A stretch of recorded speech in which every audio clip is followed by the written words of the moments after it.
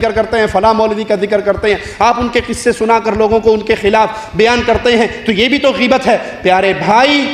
کسی کی شخصی برائیوں کو بیان کرنا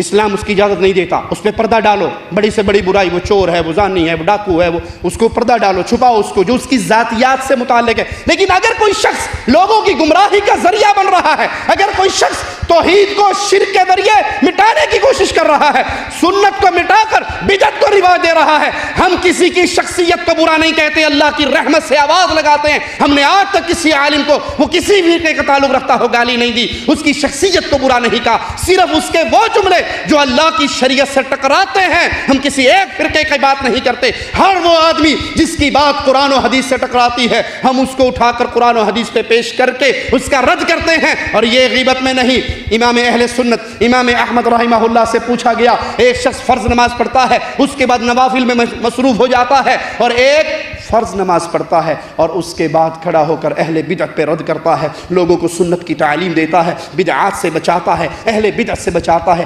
آپ کو کس آدمی سے پیار ہے، جو نفل پڑھ رہا ہے یا جو اہل بدعت پہ رد کر رہا ہے؟ کہا میری آنکھوں کا تارا وہ ہے جو فرض نماز پڑھنے کے بعد اہل بدعت سے لوگوں کو بچانے کے لیے منبر پہ کھڑا ہو جاتا ہے۔ ہم کسی کی ذات پہ بات نہیں کرتے، لیکن دنیا کا کوئی بندہ اگر محمد کریم صلی اللہ علیہ وسلم کی لائی ہوئی شریعت سے روکے گا، توحید کو شرک میں بدلنے کی کوشش کرے گا، سنت کے اوپر بدعت کی چادر چڑھانے کی کوشش کرے گا، تو اللہ کی قسم یاد رکھیے، جب تک اہل الحدیث کی رگوں میں خون کا آخری قطرہ بہتا ہے، ہم اہل شرک کی ساری پلاننگ کو ان پہ لوٹا کے رہیں گے۔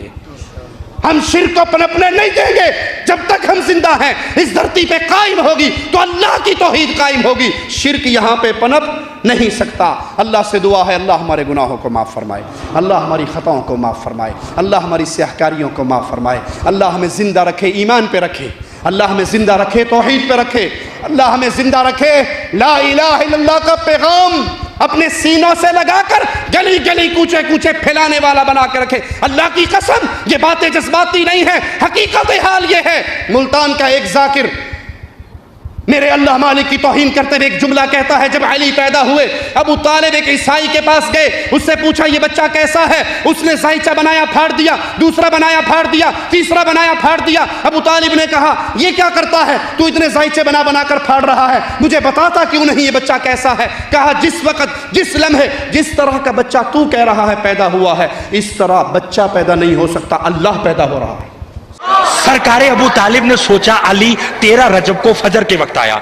کہ چلو آج وہ جو مکہ میں پادری بنا بیٹھا تھا اور ہر ایک کو زائچہ بناتا تھا کہ فلاں بچہ کب پیدا ہوگا، وہ کن خصوصیات کا مالک ہوگا، وہ کیا کرے گا کیا نہیں کرے گا۔ ابو طالب کہتے ہیں میرے دل میں خیال آیا، پہلی بار یہ بات کہہ رہا ہوں، ابو طالب کہتے ہیں میرے دل میں خیال آیا کہ میں جاؤں اور اسے جا کر پوچھوں کہ بتا 13 رجب کو فجر کے وقت اس وقت میں آنے والا بچہ کن صفات کا مالک ہوگا۔ یہ سوچ کر ڈی جی خان والوں سوچ میں نہ پڑنا، چلو نجف اور مکہ چلتے ہیں۔ ابو طالب پادری کے پاس آئے، احترام ابو طالب میں پادری کھڑا ہوا، کیوں آئے؟ ابو طالب کہتے ہیں ذرا ایک زائچہ بنا، کیا ذرا دیکھ تو صحیح، 13 رجب فجر کے وقت اتنے بج کر اتنے منٹ پر ایک بچہ پیدا ہوا ہے، بتا وہ کن صفات کا مالک ہوگا۔ ایک بچہ آیا ہے، بتا وہ کن صفات کا مالک ہوگا۔ صفتین کوسا مجھے حیدریہ مسجد کے اس ممبر کی عظمت کی قسم، پادری نے پرچہ اٹھایا، کاغذ قلم لیا، ایک زائچہ بنایا، دیکھا، پھاڑ دیا، دوسرا لیا، بنایا، پھاڑ دیا، تیسرا لیا، بنایا، پھاڑ دیا، چوتھا لیا، بنایا، پھاڑ دیا۔ جب لا تعداد زائچے بناتا رہا، پھاڑتا رہا، ابو طالب نے کہا بتاتا کیوں نہیں کہ 13 رجب کو اتنے بجے جو بچہ آیا وہ کیا ہوگا؟ پادری کھڑا ہو کر کہنے لگا ابو طالب جو وقت تو بتا رہا ہے اس میں اللہ تو پیدا ہو سکتا ہے، بچہ پیدا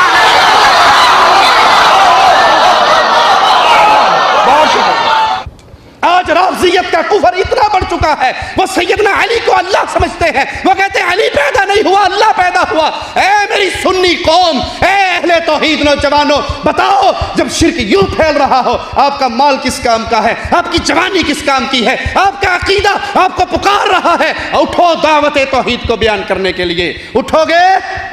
ہاتھ اٹھا کے وعدہ کیجئے توحید کا پیغام پھیلاؤ گے، اللہ کی توحید کے لیے جیو گے، اللہ کی توحید کے لیے مرو گے، اور اللہ کی قسم جو لا الہ الا اللہ کے لیے جیے اور لا الہ الا اللہ کے لیے مرے، وہ ادھر مرے گا ادھر اللہ کی جنتوں کا وارث بنے گا۔ اقول قولی ھذا واستغفر اللہ لی ولکم ولسائر المسلمین فاستغفروہ انہ هو الغفور الرحیم۔